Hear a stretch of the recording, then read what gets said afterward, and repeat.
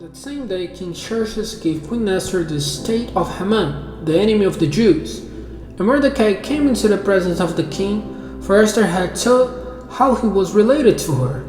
The king took off his signet ring, which he had reclaimed from Haman, and presented it to Mordecai.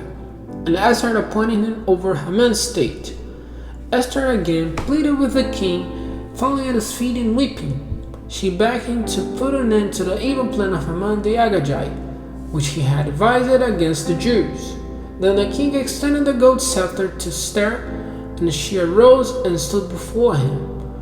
"If it please the king," she said, "and if he regards me with favor and think the right thing to do, and if he is pleased with me, let an order be written overruling the dispatches that Haman son of Hammedatha the Agagite devised and wrote to destroy the Jews in all the king's provinces.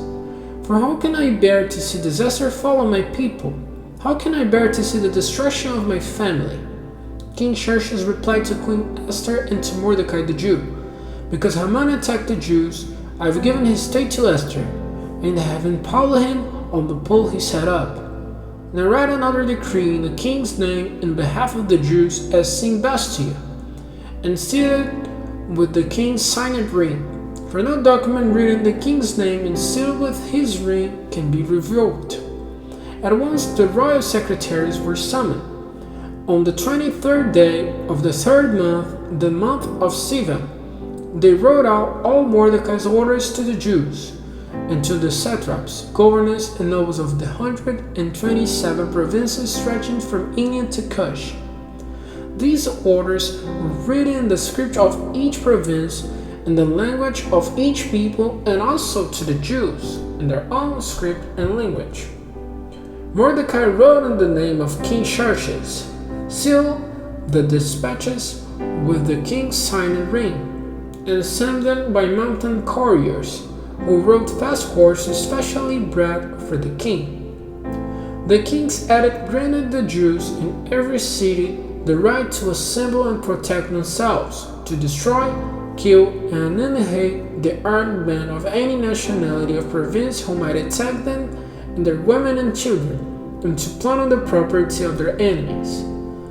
The day appointed for the Jews to do this in all the province of King Xerxes was the 13th day of the 12th month, the month of Adar. A copy of the text of the edict was to be issued as law in every province and made known to the people of every nationality, so that the Jews would be ready on that day to avenge themselves on their enemies.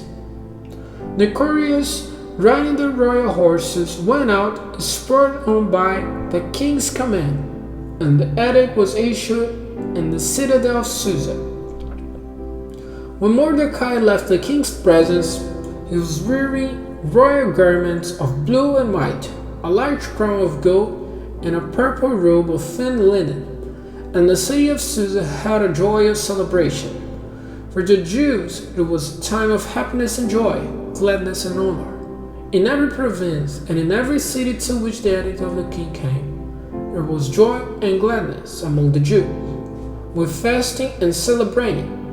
And many people of other nationalities became Jews because fear of the Jews had seized them.